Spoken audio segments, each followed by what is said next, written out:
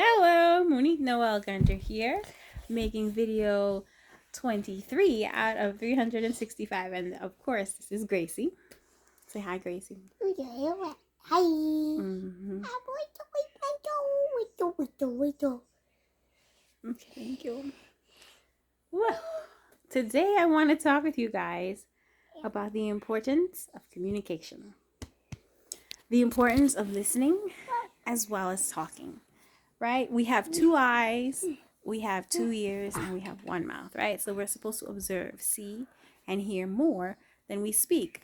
And at the same time, our mouth is much bigger than our eyes and much bigger than our little tiny ear holes, right? So it makes sense that we need to speak up when it is time to use our mouth.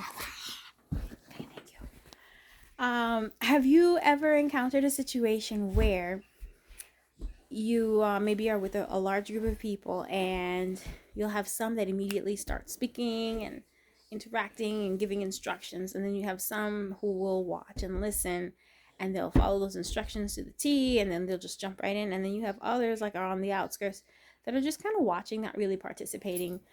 There's always a dynamic to different groups of people, and I've come to see that it's very interesting. It's almost fascinating when you really think about the dynamics of people. You had a So, to get this.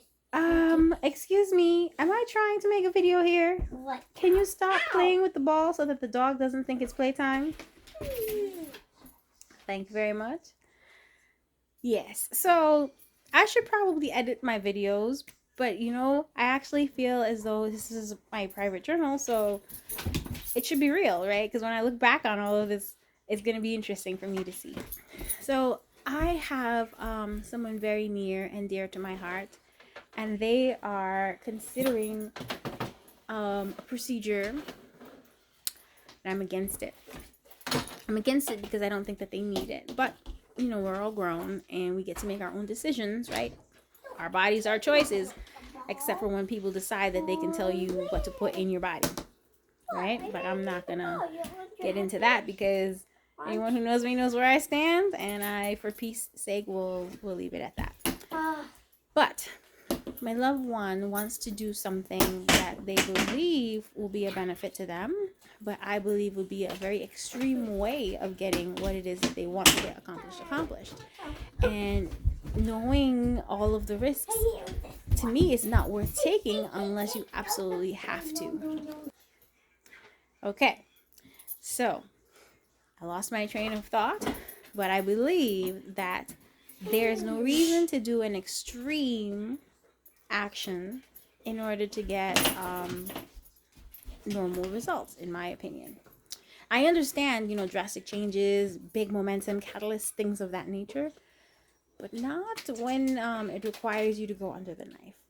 Me personally, maybe I'm being a coward, maybe I'm being too controlling, maybe I'm just being too protective. Whatever the case is, that is how I feel. And I believe that it is totally fine for me to feel how I feel, just like it is totally fine for that person to feel how they feel. That being said, God bless you, I'm not going to give up trying to make sure that I protect my loved one, because at the end of the day, that's what I do. So I am learning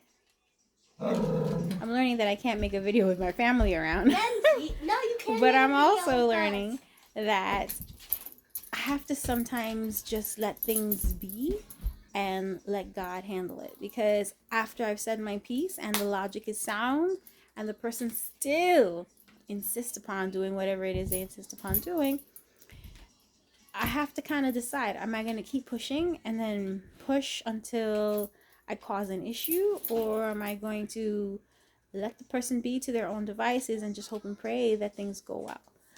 I'm not at the point where I'm just going to hope and pray that things go well, and I'm not at the point where I want to push until, I get on their absolute last nerve. I'm somewhere in the middle there. So I'm working on communication. I'm working on making sure that I listen twice as much as I talk, because we have two eyes, two ears, and only one mouth, right? But our mouth is much bigger than our eyes and much bigger than our ear holes. So when it's time to speak up, best believe I'm going to speak up, right? I'm working on communicating properly so that I'm not coming across as not listening or not considering how people feel. That being said, are you ever in a position where you feel like you're listening too much, maybe, and not speaking up enough? Or maybe you're in a situation where you've spoken up several times and the person just doesn't want to listen or refuses to listen because they will, but they just won't go along with what it is that you're saying. I know I've been in that situation, and very good. I want to say in your class we do a lot of squats and push-ups and double jacks. And this needed to be said right now at this very moment in time. Can I hear me? Yes. Okay. Yes. So, yeah, I'm not going to be able to do these videos with my family around. No! Clearly, I'm going to have to revamp how I do the next video. But I didn't want to wait and not do the video like I have been forgetting it for the last couple days. Because I've decided I want to make sure that I take time to spend reading to my little ones before I put them to bed. Excuse me. And that's been very, very, very fun for us all. But I've been forgetting to make my night video. So I wanted to do it before I did that. And I can see that this video is full of distractions. But you know what? These are the distractions that make my life sweet. Because everything I do is for my little ones. So if you don't like my distractions, I don't know what to tell you. You're going to have to deal with it if you're going to watch my videos. And if you watch my videos and you understand the whole joy and struggle of parenthood, God bless you. It's a privilege. Stop, because you know better. Yeah. Communication. Learning when to let go. I have a friend of mine. Say hi, Haley. I have a friend of mine who once told me, you know what your problem is? And I was like, what? What's my problem? And they were like, your problem is you need to care less. You would be so much happier if you just cared a little bit less.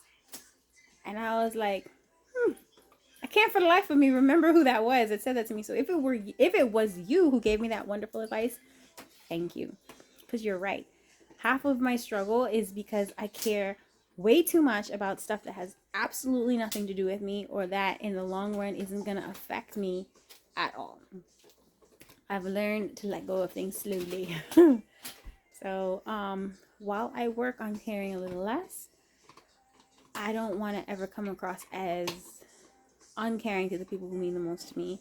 And I don't want to be frustrated because I'm trying to change things that I can't change, or people that are grown and can do what they want anyway.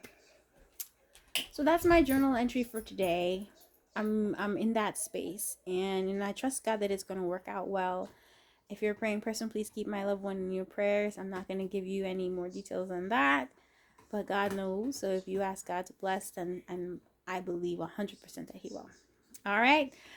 This is Monique, Noel-Gunter, and the Munchkins and the dog signing out. Be blessed.